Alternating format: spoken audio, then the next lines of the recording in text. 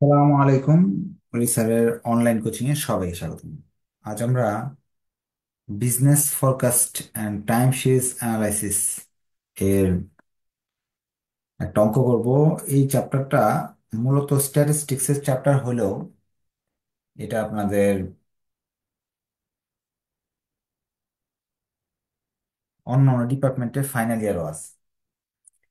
আর এই চ্যাপ্টারের অঙ্কগুলো পরীক্ষায় আপনার আসলে সহজে 10 নম্বর পাওয়া যায়। যেহেতু অনেক সহজ একটা চ্যাপ্টার এবং সহজে 10 নম্বর কমন আসে, এই জন্য সবাইকে বলবো এই ক্লাসের ভিডিওটা একটু শেয়ার করবেন। যারা লাইভে আছেন তারা কি ক্লাসটা ঠিকভাবে দেখতে পারতেছেন কিনা একটু কাইন্ডলি জানাবেন।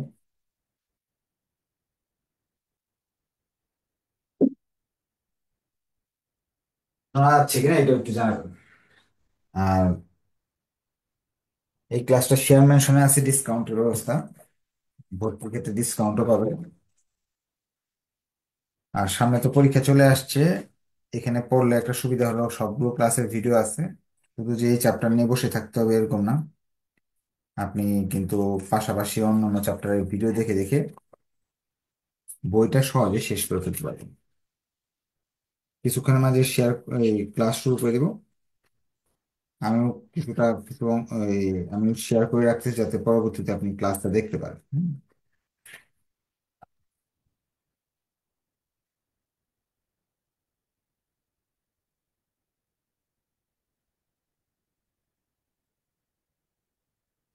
থার্ড ইয়ারের ফর্ম ফিল আপ এর ডেট তো কিছুদিন আগে ছিল, ফর্ম ফিল আপ চলতেছে। আজকে আবার ফোর্থ ইয়ারের ফর্ম ফিল আপের ডেট চলে আসছে। ঈদের পরে পরীক্ষা হওয়ার সম্ভাবনা, পরীক্ষা হবে ইনশাল্লাহ। সো আপনারা যারা নতুন ভর্তি হয়েছেন, ভর্তিকৃত স্টুডেন্ট, তাদেরকে আমি বলবো যে আপনারা ভিডিও দেখে দেখে কিছু আগাতে থাকেন। না দেখলে তো ভিডিও না দেখলে তো আর শেষ হবে না। যারা আমরা তো ক্লাস আমি যতটুকু পারি সাপোর্ট দিয়ে আপনাদের ক্লাসগুলো শেষ করে দিব। আর এমনি তো যারা ভর্তি হন নাই তাদের বলবো, ফাইনাল ইয়ার যারা আছেন তাদের বলবো, যেহেতু ফেল করলে ইয়ার লস, অন্য অন্য ইয়ারগুলোতে যে যেভাবেই পড়ছেন, কিন্তু ফাইনাল ইয়ার স্টুডেন্টদের যেহেতু ইয়ার লস হয়ে যায়, এই জন্য সবসময় বলবো ফাইনাল ইয়ার গাফিলতি করা যাবে না, ভালোভাবে পড়তে হবে। হ্যাঁ, ক্লাস শুরু করে দিচ্ছি। আমরা প্রবলেম দুইটা করবো আজকে। প্রবলেম দুইয়ে বলতেছে below are given the figure of production in million KG of A cement factory. এখানে একটা সিমেন্ট ফ্যাক্টরির বিভিন্ন সালের তাদের উৎপাদনের একটা হিসাব দেওয়া আছে। দিয়ে তারা বলতেছে যে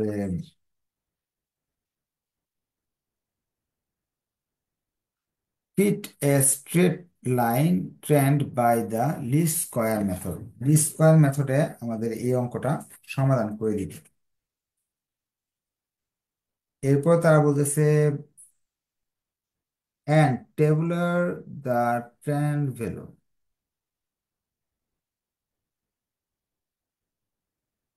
আপনার ছকের মাধ্যমে ট্রেন্ড ভ্যালু বের করে দেখাতে বলতেছে। গত দিনও একটা ক্লাস হয়েছিল, যদি গত দিনে এই ক্লাসটা করে থাকেন তাহলে তো মোটামুটি আপনাদের একটু ধারণা আছে যে কিভাবে অঙ্কটা করতে হয়। যাদের করা হয়নি সমস্যা নেই, আজকের ক্লাস দেখলেও বুঝতে পারবেন। এই দুইটা লাইন দেওয়া আছে, এই দুইটা লাইনের সংখ্যাগুলো আমি উঠিয়ে ফেলতেছি প্রশ্ন থেকে। প্রবলেম 2, আমি আপনারা যদি এই চ্যাপ্টারটা গুরুত্ব দেওয়ার মূল কারণটা হলো এখান থেকে এই যে প্রবলেম 1 আর প্রবলেম 2 করলে আপনি 99.99% শিওর থাকতে পারেন এই চ্যাপ্টারে যে অঙ্ক আসবে আপনি দিতে পারবেন ইনশাল্লাহ। প্রবলেম 2 এর আমি ছকটা লিখতেছি, সংখ্যাগুলো লিখতেছি। এখানে ফার্স্টে ইয়ারগুলো দেওয়া আছে, 2000 সাল, 2001 সাল, 2002 সাল,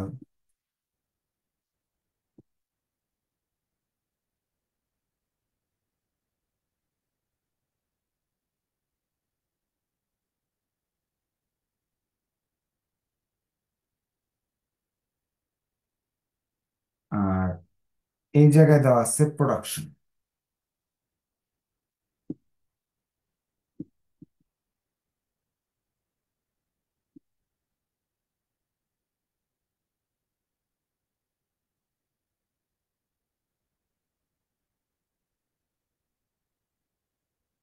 প্রশ্নে এই দুইটা দেওয়া আছে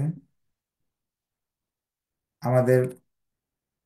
তারা বলতেছে স্ট্রেট লাইন বা ট্রেন্ড ভ্যালু এরকম শব্দ যদি তারা ব্যবহার করে, লিস্ট স্কয়ার মেথড এরকম শব্দ হয় যে trend value, least square method ব্যবহার বের করতে বলে যদি, তাহলে আমাকে চারটা ঘর করতে হবে। এই চারটা ঘর করতে পারলে আমাদের সেই প্রশ্নের উত্তর দেওয়া হয়ে যাবে। অঙ্কটার সাইজে অনেক বড় কিন্তু সমাধানটা অনেক সহজ। এই ঘরটা, এই ঘরটার নাম হলো আমাদের এক্স। এক্স বের করার নিয়ম আমি বলে দিই। ধরেন সংখ্যা আছে একটা, দুইটা, তিনটা, চারটা, পাঁচটা। পাঁচটা সংখ্যা যদি থাকে তাহলে দুই ভাগ করে ফেলবেন। এখানে জিরো, আর এইদিকে হবে -1, -2, এদিকে +1, +2। এটা একটা সংখ্যা এর এই যে রেখা, এটা জিরো, এদিকে মাইনাস, এদিকে প্লাস, সংখ্যা রেখা। এখন বেজোড় থাকলে এইভাবে করতে হয়। জোড় থাকলে কি করবেন, মাঝখানেটা তো আসে না। যদি ছয়টা হয় বা সাতটা হয় বা আটটা হয়, যদি এরকম সংখ্যাগুলো হয়, এখানে 3, 6, 7, 8, কয়টা হলো, সাতটা হলে, যে সাতটা হতো তাহলে তিনটা আর তিনটা ভাগ করলাম, মাঝখানে একটা থাকতো, এটাকে জিরো ধরতাম। যদি আটটা হয় বা জোড়া সংখ্যা হয়, কয়টা, 1, 2, 3, 4, 5, 6, 7, 8টা, ধরেন ABCDEFGH,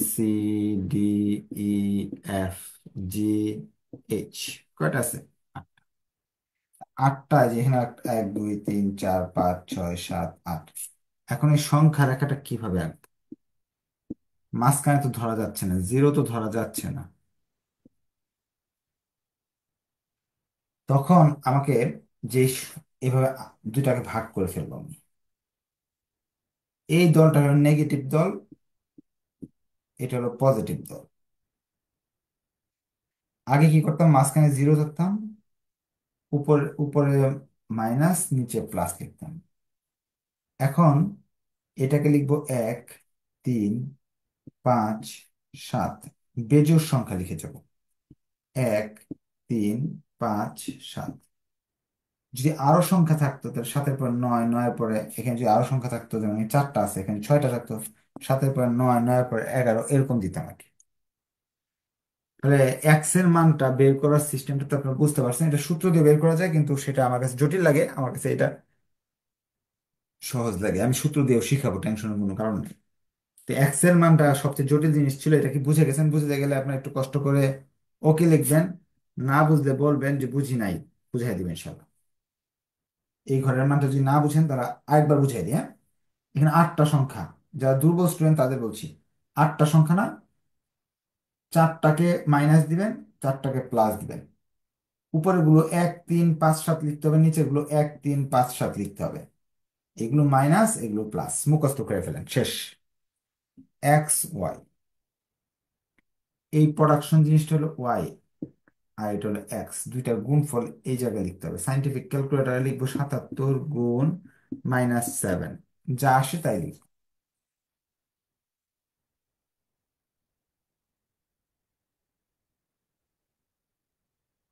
এখন আনসারটা এখানে আসবে 539, 440,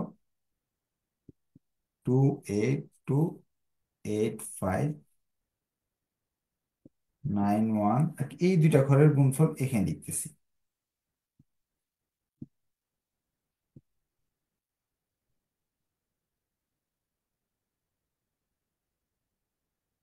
X² এই সংখ্যাগুলোর উপর স্কোয়ার করতে হবে। 7-এর উপর স্কোয়ার করলে আসে 49, 25, 9119। এই যে এই ঘরটার উপর স্কোয়ার করতেছি। এই সবগুলো ঘরের যোগফল আমার দরকার এই ঘরের যোগ, এটা হলো কয়টা সংখ্যা, আটটা সংখ্যা নিয়ে কাজ করতেছি। সামেশন ওয়াই এই সবগুলো ঘরের সংখ্যার যোগফল 1715, এই ঘরের যোগফল 133, এই ঘরের যোগফল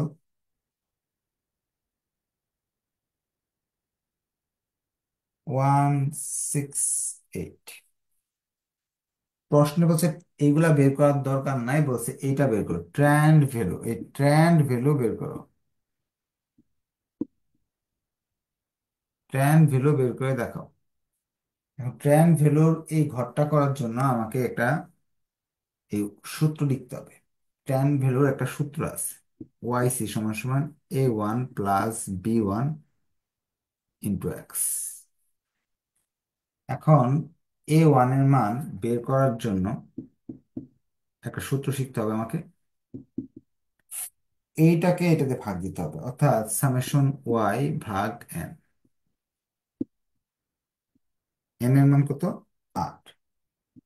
তো আমি A1 এর মান পেয়ে যাব 89.357, 89.37।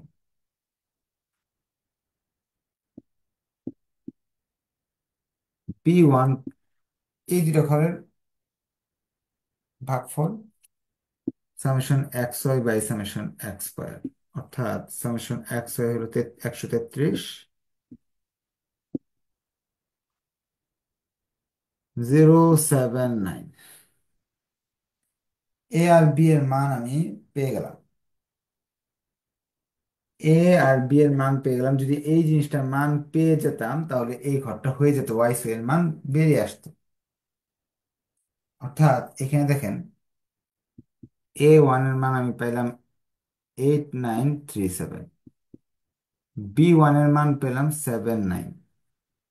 এখন যদি আমার কাছে এক্স এর মানটা শুধু থাকতো তাহলে আমার এই ঘরের আনসার চলে আসতো। এক্স এর মান আমার কাছে আছে, এক্স এর মান আছে 1 2 3 4 5 6 7 8টা। আমাকে 8 বার অঙ্কটা করতে হবে।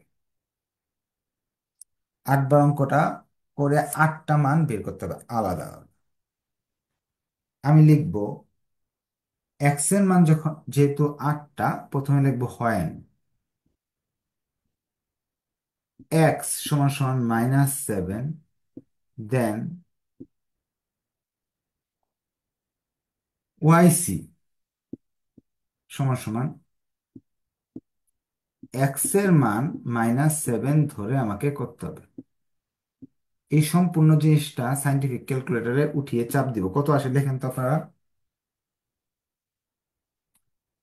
4006, 4006।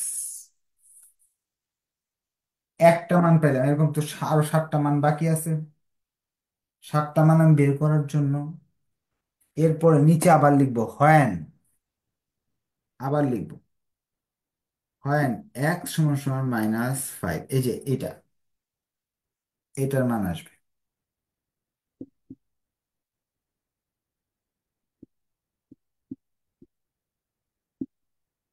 এই জায়গায় -7কে আমি -5কে বসিয়ে দিব। বসিয়ে দিলে আমার আনসার আসবে 32.10। এখন বাকি অংশটা আমার মনে হয় আপনারা বুঝে গেছেন। বাকি এই অংশগুলো আপনারা একাই পারার কথা।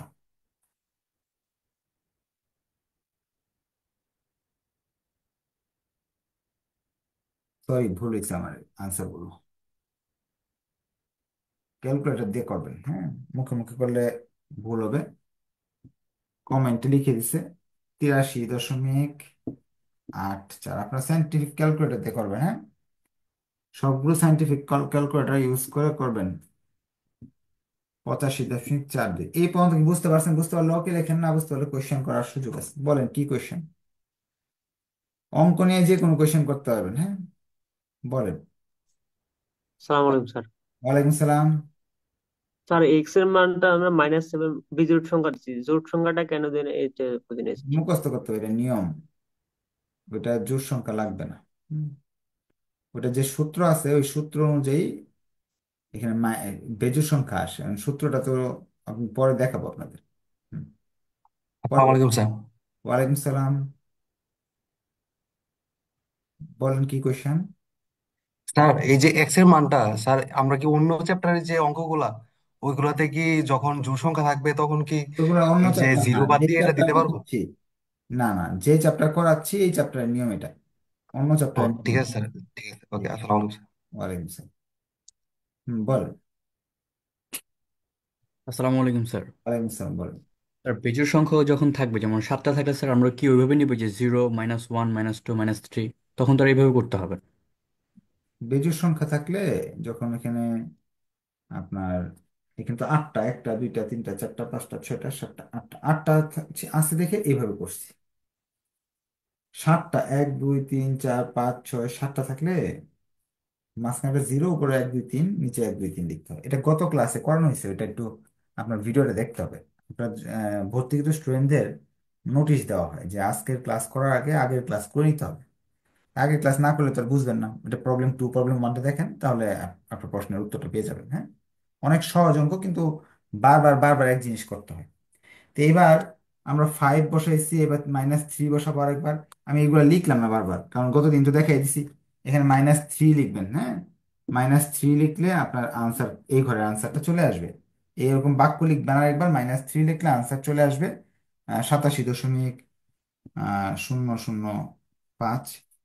পরে লিখতে হবে -1 লিখতে হবে এই ঘরের মানের জন্য, এই জায়গায় -1 লিখে দিবেন, এখানে -1 লিখে দিবেন। তা আপনার উত্তর চলে আসবে।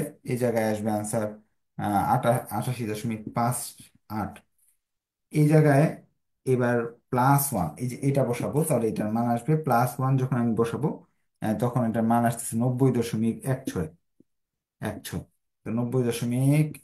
যদি আপনার বুঝে যান একটু কষ্ট করে ওকে লেখেন, না বুঝলে কোয়েশ্চেন করতে পারবেন। তা আমরা কিন্তু আসলে আরো নতুন কিছু শিখতে চাচ্ছি, কারণ এটাতেই শেষ না, এখানে আরো দুইটা জিনিস নতুন আছে, সেগুলো আমাদের শিখতে হবে। হ্যাঁ, কেন এগুলো মাইনাস আসলে এটা সূত্রটা আমার জানতে হবে। আহ, আবার এরপরে আমাদের এখানে একটা এই গ্রাফ আঁকতে বলছে কিন্তু, হ্যাঁ, স্ট্রেট লাইন ট্রেন্ড আঁকতে বলছে। তো এইগুলো করতে তো সময় লাগবে আমাদের। তো আপনাদেরকে বলবো সবাই একটু কষ্ট করে যে বুঝেন, তাহলে ওকে লিখে দেন, তাহলে আমরা নেক্সট স্টেপে চলে যেতে পারতেছি। উম, আচ্ছা, এখন এবার এখানে 3 জায়গায় 5 লিখলে একটা মান আসবে 5। 5 লিখতে হবে, 5 লিখলে মান আসবে। আপনারা কনফার্ম থাকেন যদি পরীক্ষায় এই অঙ্কটা যদি আর কি, এই দুইটা, কালকে আর আজকে যে দুইটা অঙ্ক করলাম, এই দুই নিয়মের মাঝে এক নিয়ম, যে এই চ্যাপ্টার থেকে আসে অঙ্ক, দুই নিয়মের মাঝে এক নিয়ম আসবে, আর 10 নাম্বার আপনারা কনফার্ম পাবেন এত সহজ ভাবে। তাহলে আমাদের ট্রেন্ড লাইন আঁকা শেষ। ট্রেন্ড লাইন আঁকা শেষ। এখন এরপরে এখানে লিস্ট স্কোয়ার মেথডে ট্রেন্ড লাইন আঁকলাম। এই জায়গায় বলছে ফিট এ স্ট্রেট লাইন ট্রেন্ড। আমাকে একটা গ্রাফ আঁকতে বলতেছে, গ্রাফ, স্ট্রেট লাইন আঁকতে বলছে। এটা বললে একটা গ্রাফ পেপার নিতে হবে। গ্রাফ পেপারে আমাকে এভাবে লিখতে হবে। হ্যাঁ, গ্রাফ পেপারের কাজটা অনেক ইজি। আপনারা স্ট্যাটিস্টিক্স যদি করে থাকেন, অনেক ইজি, স্ট্যাটিস্টিক্স সবারই করা আছে।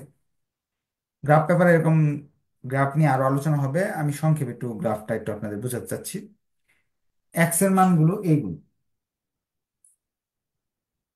2000 সাল, 2001, 2002, 2003, 2004, 5। আমি একটু সংক্ষেপে লিখলাম, হ্যাঁ, জায়গা হইতেছে না তোমার। 6, 7, 7 সাল পর্যন্ত আছে আমাদের। হ্যাঁ, এই সংখ্যাগুলো এখানে লিখলাম, গ্রাফের প্রতিটা বড় বক্স। আর এখানে আমি সংখ্যাগুলো দেখতেছি, সবচেয়ে বড় সংখ্যা কত, সবচেয়ে ছোট মনে হয় 77 আছে, সবচেয়ে বড় হয়তো বা 94, 98 আছে।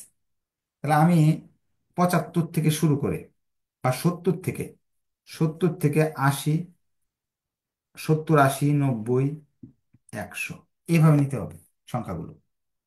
সবচেয়ে ছোট থেকে সবচেয়ে বড়টা নিবেন। আমি আরেকটু বোঝানোর জন্য, 75, 5 ঘর নিই, 75 থেকে এখানে 6, 7, 76, 77, 78, 79, 80, 80, 85, 90, 95, 100, এইগুলা ওয়াই এর মান এখান থেকে পাইলাম আর কি। 100 পর্যন্ত নিলে আমার সব কাভার করতেছে, সবচেয়ে বড় সংখ্যা সবচেয়ে ছোট সংখ্যা কাভার করতেছে।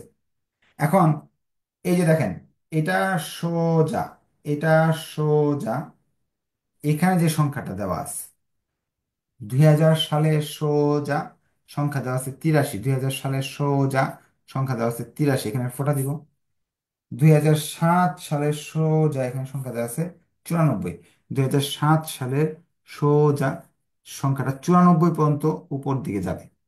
যাওয়ার পর স্কেল দিয়ে এভাবে দাগ দিবেন, দাগ দিয়ে সোজা একের সোজা একটা ফোঁটা দিবেন, দুইয়ের সোজা একটা ফোঁটা দিবেন, তিনের সোজা একটা ফোঁটা দিবেন, চারের সোজা একটা ফোঁটা দিবেন, পাঁচের সোজা একটা ফোঁটা দিবেন, ছয়ের সোজা একটা ফোঁটা দিবেন।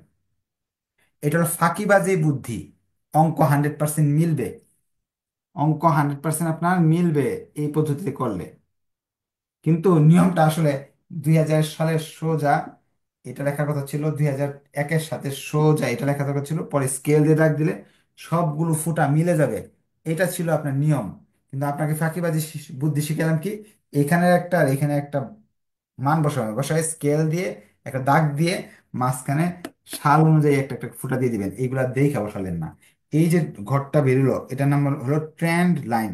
তারা যে জিনিসটা চাইছিল সেটাই হলো এটা, যে তারা যে জিনিসটা চাইছিল এটাই, যে ট্রেন্ড লাইন, এটা হলো ট্রেন্ড লাইন। ট্রেন্ড লাইনের সাথে আপনাকে অরিজিনাল লাইনও দেখাই দিতে হবে।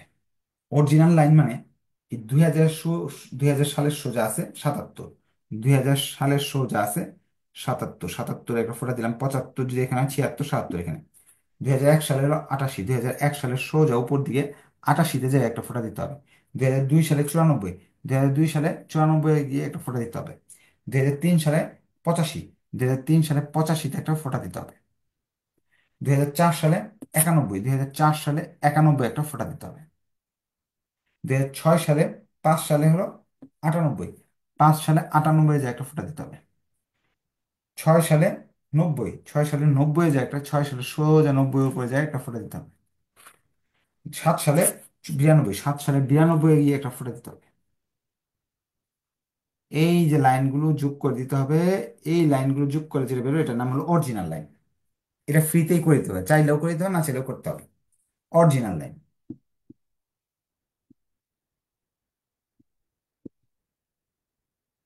এতগুলো রিকোয়ারমেন্ট পরীক্ষা নাও আসতে পারে, অল্প কিছু রিকোয়ারমেন্ট দিয়েও শেষ করতে পারি আমরা, পরীক্ষা আসতে পারে। আচ্ছা, আমরা এখন চলে যাচ্ছি এরপরে 2 নম্বর, estimate the trend, the competence, the time series R those left over। আচ্ছা, এটা একটা থিওরি কোশ্চেন। থিওরি কোশ্চেনের উত্তরটা বই থেকে দেখে নেবেন। তা আমি প্রশ্নে চলে যাচ্ছি, অঙ্ক প্রশ্নে চলে যাচ্ছি। হোয়াট ইজ মান্থলি, এটা কোশ্চেনের উত্তরটা আমি লিখে দিব, আমাদের সময় হাতে কম তো এই জন্য এটা করাই আমরা। 3 নম্বর, 3 নম্বর, what is monthly increase in the production of cement. এই সিমেন্টের আপনার মান্থলি ইনক্রিজটা বের করতে বলতেছে। মান্থলি ইনক্রিজ, মান্থলি ইনক্রিজ বের করার জন্য যে কাজটা আমাকে করতে হবে, মান্থলি ইনক্রিজ বের করার সূত্র।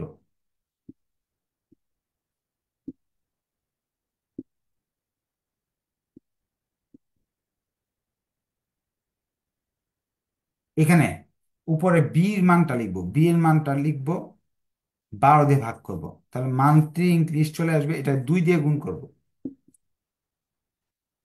তাহলে যা আসে, বি এর মানটা আমার বেরিয়েছিল 79, 12 দিয়ে ভাগ করলাম, 2 দিয়ে গুণ করলাম, আনসার চলে আসতেছে আপনার 13 হবে হয়তো, হ্যাঁ 13.16 এরকম কিছু।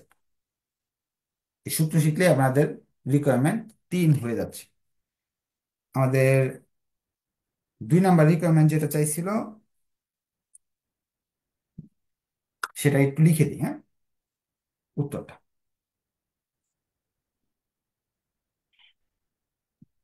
There are 4 component of time series analysis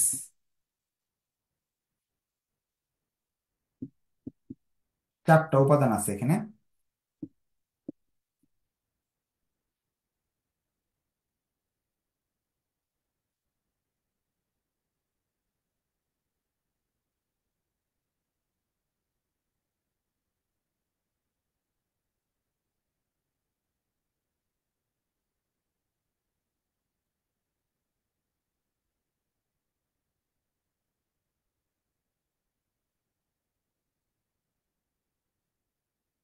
মুখস্থ করতে হবে, হ্যাঁ, নামগুলো।